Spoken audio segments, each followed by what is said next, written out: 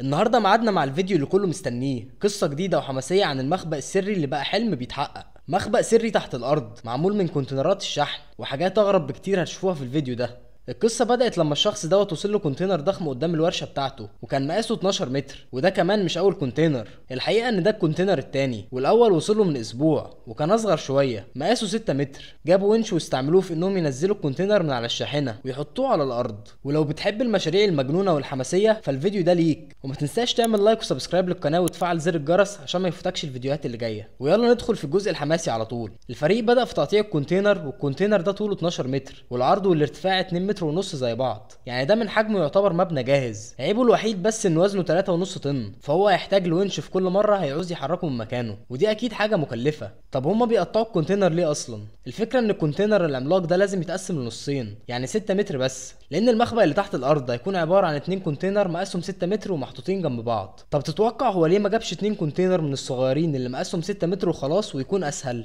خليني اقول لك ليه. زي ما قلت لكم من شويه ان المخبأ متكون من 2 كونتينر، وطبعا هو هيحتاج لنفق معدن طويل يوصل البيت بالمخبأ اللي تحت الارض، فهو كده محتاج كميه كبيره من الحديد عشان يعمل النفق ده. والغريب بقى في الموضوع ان سعر الكونتينر ال 6 متر زي ال 12 متر بالظبط، الاتنين سعرهم 1000 دولار. ولما حسبها قرر يشتري واحد 12 متر وواحد 6 متر، ويقطع الكبير لنصين، نص منهم يستخدمه في انه يعمل المخبأ، ويستخدم الحديد اللي هيطلع من النص التاني في بناء النفق، وكده هيوفر فلوس بشكل كبير. وفي يوم واحد بس قدر يقطع الكونتينر العملاق لنصين بالظبط. ودلوقتي لازم يتعامل مع القاعده ويقطع كل حاجه لاجزاء اصغر عشان يركبها بعد كده زي ما هو عايز. والمفاجاه انه اكتشف ان قاعده الكونتينر مش معدن بالكامل زي ما كان فاكر طول عمره. القاعده عباره عن هيكل حديدي متغطي بخشب كونتر سميك، يعني الموضوع مش كله معدن. ودلوقتي بقى معاه كل اللي محتاجه تقريبا، كونتينرين بالحجم المطلوب وكميه كويسه من الحديد جاهزه تتحول لنفق سري تحت الارض. وبعد ما مرحله التقطيع خلصت، دلوقتي هو محتاج يشتري شويه حديد زياده مخصوص. اشترى علب حديد، وكمان اشترى نوع حديد تاني معمول بزاويه، وده بيتعمل منه الهياكل القويه، وده كان الاساس اللي هيبني عليه النفق كله. ركب اسطوانه حدادي على الصاروخ وبدا يقطع الحديد بالمقاسات المطلوبه، وبداوا يلحموا الحديد مع بعضه وعملوا الارضيه، وكملوا لحد ما عملوا هيكل معدني مستطيل. والخطوه اللي بعدها كانت اخطر. جاب الالواح الحديد اللي قطعها من الكونتينر ل 12 متر، وبعدين قطعها للمقاسات المطلوبه بالملي، وخرجوا الهيكل من جوه الكونتينر، وبدا يكسيه كله بالالواح اللي قطعها قبل كده. وثبتوا الالواح في الهيكل تثبيت مبدئي باستخدام امطتين، وبعدين عمل علامات حوالين الفريم كله، ودي هتكون اماكن اللحام. وبعدها فكوا اللوح من مكانه، ونضفوا اماكن اللحام كويس جدا من اي بويه او طبقه صدى،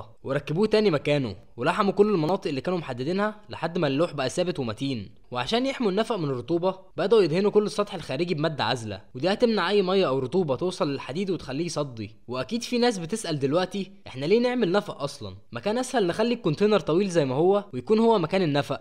ورغم ان ده هيكون ابسط بكتير، لكن اكيد في منطق ورا الفكره دي. النفق ده لازم يتوصل مباشره بالمخبأ اللي بناه تحت البيت، وده معناه انه هيحفر جنب البيت، والبيت ده مش متأسس كويس، فلو حاولنا نحفر مكان بمساحه كبيره في خطر كبير ان الارض تنهار او يحصل مشاكل للبيت ذات نفسه. لكن النفق بقى حل عبقري، لانه هيسمح له يحفر على قد الحجم المطلوب بالظبط من غير ما يعرض البيت لاي خطوره. فالموضوع كله كان مدروس خطوه بخطوه، وده اللي هيخلي المشروع ده حاجه اسطوريه. وبعد ما خلصوا كل حاجه خاصه بالهيكل، رشوا فوم في المناطق الفاضيه من صاج السقف، وبعدها رفعوا الهيكل كله بكوريك وثبتوه على قواعد، وابتدوا يرشوا طبقه برايمر على كل الاجزاء المعدن اللي لسه ما اتدهنتش. وفي اليوم التاني وبعد ما البرايمر نشف على الحديد، ركبوا طبقه عزل على السقف من المنبرين، ودي عباره عن رول من البيتومين بتتفرد وبتتثبت بالحراره عشان تحميه من الميه والرطوبه. وده تركيبه ما كانش ضروري قوي، بس زياده الامان مش هتضر. في اخر خطوه غطوا الارضيه بخشب كونتر مقاوم للرطوبه، وقطعوا الزيادات بمنشار الصينيه. والنفق ده هيتوصل من ناحيه بالبيت، ومن الناحيه التانيه بالكونتينر اللي تحت الارض. والتوصيل بالبيت هيكون في مرحله تانيه قدام. قصوا فتحه على شكل باب في الكونتينر اللي هيتوصل بالنفق، وبعد كده بداوا يجهزوا الكونتينرات نفسها. لازم الاول يتعالجوا بماده عزل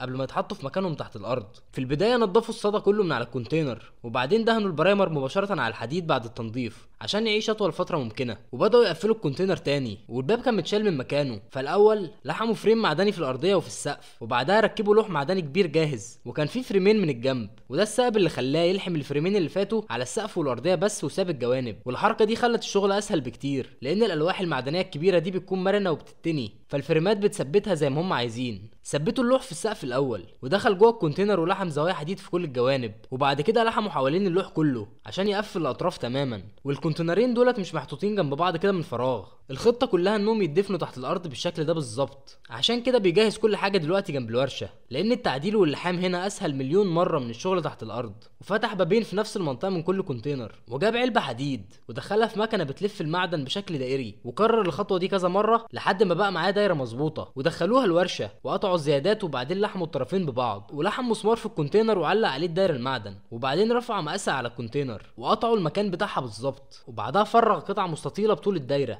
ودي هتساعده اكتر في تثبيت الفريم. وجاب الفريم ولحمه وثبته كويس بالقطع المستطيله دي، وكرر نفس الخطوات في الباب بس ركب فيه دايره اصغر شويه، وبعدين دهنهم ببرايمر. وبعد اسابيع من الشغل المرهق جدا في البرد، اخيرا جه وقت نقل كل حاجه لمكانها النهائي. وهنا هتبدا المرحله الاخطر. قبل ما يستلم الكونتينرات كان لازم يجهز الارض كويس، وهنا ظهر صاحبه المبدع في تقطيع الاشجار. في اليوم ده صاحبه كان معاه خطوه بخطوه عشان يجهز الارض اللي هيتحط عليها الكونتينرات بعد كده. واول مهمه كانت انهم يقطعوا شجرتين صنوبر كبار وبقايا شجره تانية ناشفه. بداوا بشجره صنوبر وحيده واقفه في نص الارض، وكانت هتعطل الشغل جامد، فكان لازم يقطعوها من مكانها، وبعدها قطعوها لاجزاء اصغر. وفي نص ساعه بس اتحولت الشجره لحطب مرصوص فوق بعضه في المخزن. وبعد كده جه وقت شجره الصنوبر التانية، وكانت كبيره برضه لكن خطيره جدا لانها واقفه قريب قوي من البيت، وجذورها نصها باين بسبب ان الارض هناك منخفضه. والحقيقه بقى في حوالين البيت 5 اشجار زيها، وكان المفروض يتشالوا، لكنه مش عايز يخسر الشجر ده كله دلوقتي، فقرر يأجل العمليه دي. بس الشجره دي بالتحديد كان لازم تتقطع لانها واقفه في المكان اللي هيبقى فيه المخبأ السري. واللي كان مخلي القرار ده صعب ان السقف بتاع المخبأ فيه سكاي لايت ضخمه، والشجر ده كان مدي منظر طبيعي واسطوري فوقها، لكنه مضطر ياخد القرار الصعب. كملوا تقطيع الشجر، ولما خلصوا نضفوا كل بقايا الشجر من المكان، ورصوا الحطب في المخزن الجديد واحده واحده بتنظيم. والمخزن ده كان المطبخ الخارجي بتاعهم قبل كده، واللي قدامنا ده هو المخزن القديم، والخشب محطوط فيه بقاله 2 كاملين عشان ينشف ويبقى جاهز للاستخدام. نقلوا كل الخشب اللي فيه، وبعدين بدأوا يكسروا المخزن وشالوا كل حاجه كانت موجوده في مكانه. ودلوقتي وقت الجد جه، واللي جاي هيكون اقوى بكتير من كل اللي فات. المكان ده تحديدا هو اللي هيكون نقطه التوصيل بين النفق والمخبأ اللي تحت البيت، عشان كده لازم يتفضى تماما من اي حاجه. نقل كل الحطب اللي جنب جدار البيت، ونضف الارض كويس، وشال العزل الحراري والماء اللي كانت عليها عشان يجهز الارض للحفر. اول خطوه هيحفروا ممر بايديهم عشان يوصل المخبأ بالبيت من جوه. نقلوا الخشب لجوه المكان وقطعوه بالمقاسات المطلوبه، وعملوا منه فريم خشبي مربع وحطوه في نص الاوضه تقريبا. وبدات عمليه الحفر اليدويه. كل واحد كان معاه كوريك وبيشيل بيه الرمل، وكانوا بيعبوا الرمل في عربيه البناء وبينقلوه على بره البيت. وكل ما كان عمق الحفره بيزيد كانوا بيركبوا فريم خشب زياده فوق اللي عاملينه،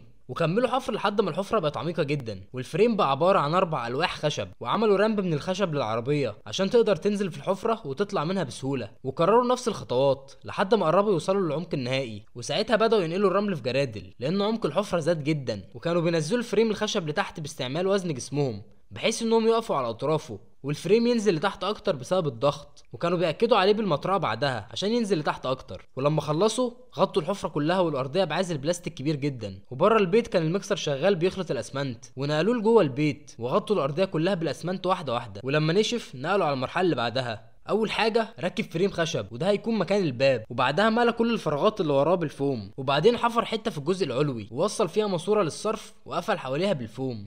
وجابوا اسياخ حديد وقطعوها. بس ركز معايا كده، مش حاسس ان الحديد دوت شكله مختلف شويه؟ دي صوره الحديد العادي اللي كلنا عارفينه، اما اللي في الفيديو ده مش حديد، دي اسياخ فايبر جلاس، والاتنين بيستخدموا في التسليح. والاسياخ دي بتتصنع من الياف زجاجيه وبتكون ملفوفه وبيتضاف لها ايبوكسي عشان تكون امتن. والتركيبه دي بتديها قوه شد عاليه جدا، وبتكون اعلى من الحديد بحوالي مرتين، وده بيخليها مثاليه في مشاريع زي الكباري، وفي نفس الوقت بتخليها مقاومه تماما للصدأ والتآكل. وده معناه ان عمرها الافتراضي اطول بكتير، ووزنها خفيف لدرجه ملحوظه، يعني تقدر تشيل لفه كامله بايديك بكل سهوله. ورغم ان سعرها اغلى شويه من الحديد، لكن على المدى الطويل هي بتوفر اكتر من الحديد بكتير. ده غير انها بتيجي باطوال مختلفه وسهله في التقطيع والنقل عشان وزنها الخفيف. المهم نرجع بقى للفيديو بتاعنا. وبعدها جمعوا الاسياخ مع بعض وعملوا شبكه حديد على الجدران كلها، وبيربطوا الاسياخ ببعضها بسلك رباط. ودلوقتي بدأوا يعملوا الشده الخشبيه. قطعوا الخشب للمقاسات المطلوبه وجمعوا اول جزء، وقبل ما يكملوا جابوا قطع حديد قايمه وثبتوها في اول الشبكه الفايبر عشان يركبوا فيها السقف قدام. واستعملوا هنا الحديد انهم يعملوا بيه الزاويه القايمه لان اسياخ الفايبر مش بتتني،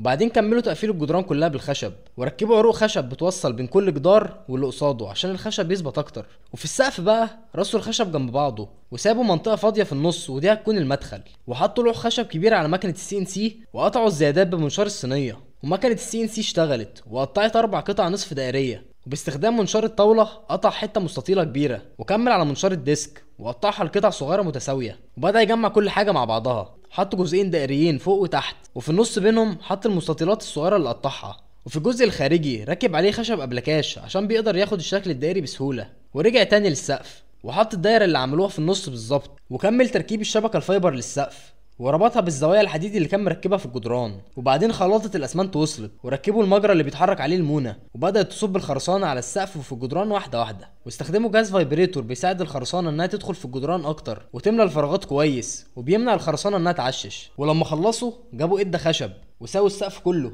وبعدين فضوا الاوضه من اي حاجه موجوده فيها، حفروا مجرى يتحط فيه مواسير الصرف، وبعدين جمعوا المواسير مع بعضها واحده واحده لحد ما خلصوا وردموا فوقهم تاني. وبره البيت دفنوا خزان تحليل تحت الارض، والخزان ده بيستخدم في الاماكن اللي ما فيهاش شبكه صرف، وفكرته ببساطه انه بياخد الميه الخارجه من الحمامات والمطابخ وبيمررها على مراحل جوه التانك، كل مرحله فيها بكتيريا طبيعيه بتشتغل على تحليل المواد العضويه دي، والميه بتطلع من الناحيه التانيه نظيفه بنسبه كبيره، وفي الحاله دي بيكون اسمها ميه رماديه، يعني ممكن تتصرف بامان في الارض او تستخدم في ري الزرع، بس بشرط يكون نوع زرع مش بيتاكل. واللي يميز النظام ده انه مش بيحتاج تفريغ كل شويه ومفيش ليه ريحه خالص، وكمان سهل التركيب والصيانه وبيعيش لسنين طويله من غير مشاكل، وهو نظام بسيط لكن فعال جدا وبيحافظ على البيئه. وبعدين ركبوا ماسوره صرف بتوصل البيت بخزان التحليل، وبعد ما نظام الصرف خلص بداوا يمدوا خطوط الكهرباء عشان يوصلوها للمخبأ بعدين، وبداوا يساووا الارضيه كلها وبيستخدموا جهاز ليزر عشان يحدد لهم الارتفاع بالظبط، ورشوا ميه على الارض كلها وبدا يدك الارض بقطع خشب عشان تتساوى اكتر، ووصل لهم كميه كبيره من الواح الفوم وبداوا يغطوا بيها الارضيه كلها، وطبعا بيعمل حساب مواسير الصرف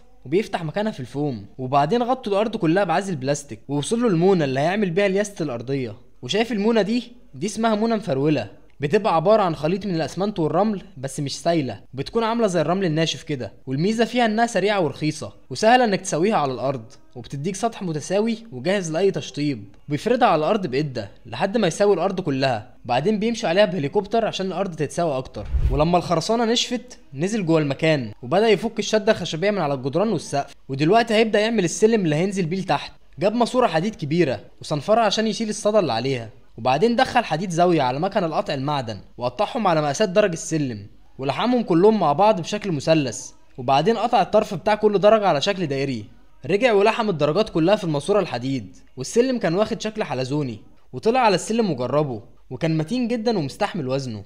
جاب خشب وقطعه على نفس شكل الدرج، وبعدها خدوا السلم عشان ينزلوه في مكانه وثبتوه على الارض كويس، وركب فيه قطعه من فوق قسمت الدايره بتاع المدخل لنصين، وده في المستقبل هيكون باب زجاجي بيفتح اوتوماتيك وشكله هيكون تحفه الصراحه. وركبوا الخشب بتاع درج السلم في مكانه، وبكده يكون السلم الحديد خلص. وندخل على الغرفه اللي بعدها.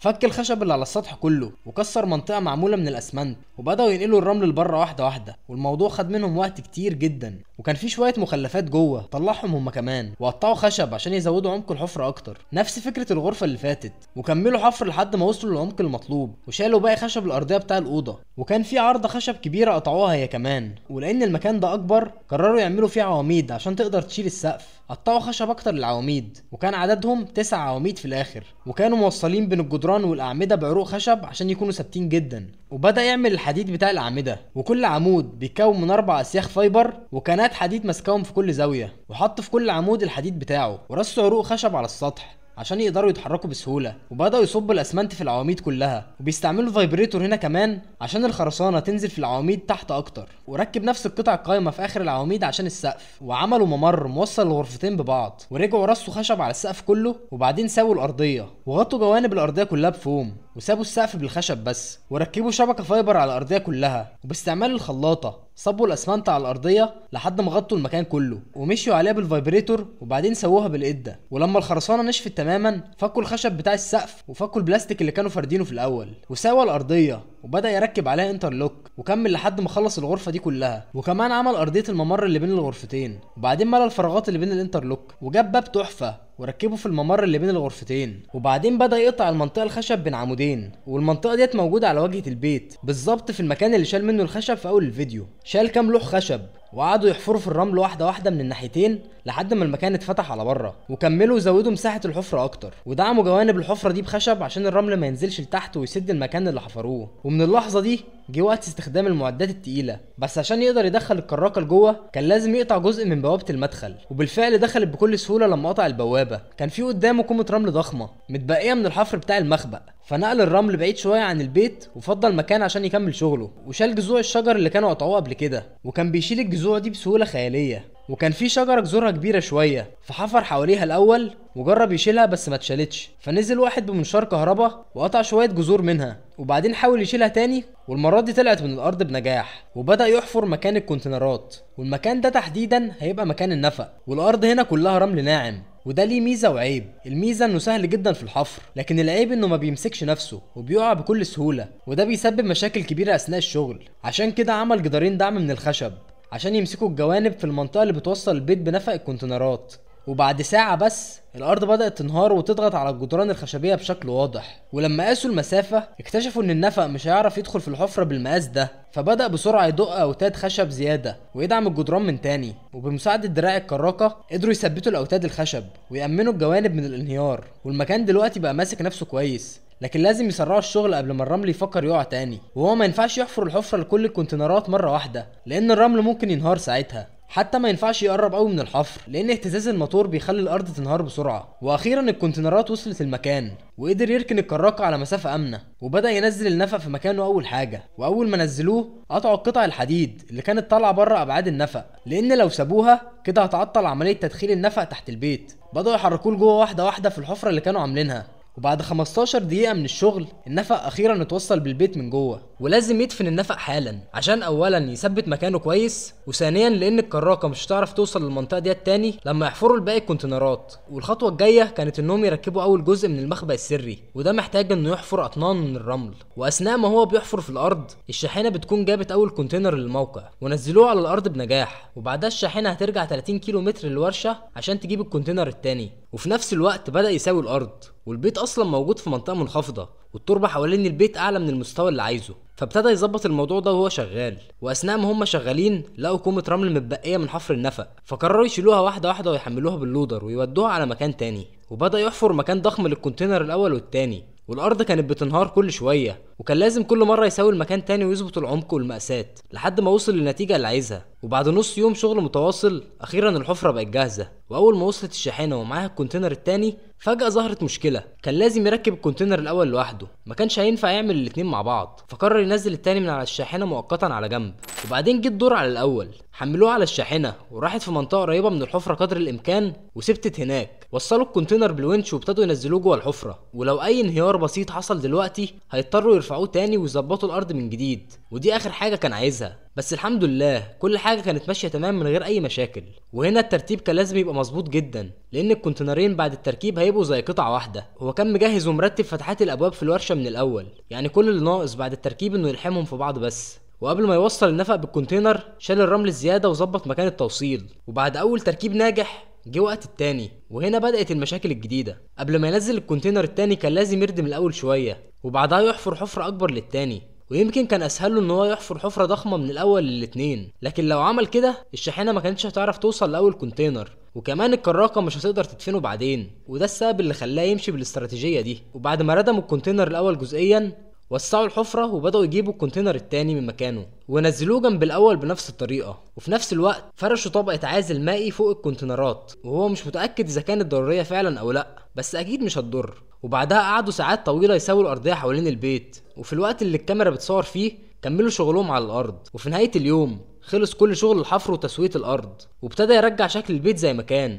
اول خطوه انه يشيل الاوتاد الخشب المؤقته اللي كانت ماسكه الجدران الجانبيه، وطبعا مش ممكن يسحبها سليمه دلوقتي، فبيحفر حواليها شويه ويقطعها ويدفنها مكانها. وبعدها سوى الارض اللي جنب البيت مره تانية وفرش طبقه العزل المائي والعزل الحراري من جديد، وكله كان لازم يبقى مظبوط عشان المرحله اللي جايه. وغطى الجدار مؤقتا بالحطب ورتب المكان كله، والمكان بدأ فعلا ياخد شكل مختلف تماما. وبكده نكون وصلنا لنهاية حلقة النهاردة، وشوفنا بداية عملية مبهرة جدا، مخبأ سري بيتبني تحت البيت ونفق مدفون بيربط كل حاجة ببعض. لكن اللي جاي أكبر وأخطر، ولسه الحكاية ما ابتدتش. استنوا الجزء التاني عشان تعرفوا النهاية المجنونة للمشروع ده. وما تنسوش تعملوا لايك وسبسكرايب للقناه وتفعلوا زر الجرس عشان اللي جاي اقوى بكتير. وقولولي في الكومنتات ايه اكتر لقطه شدتكم.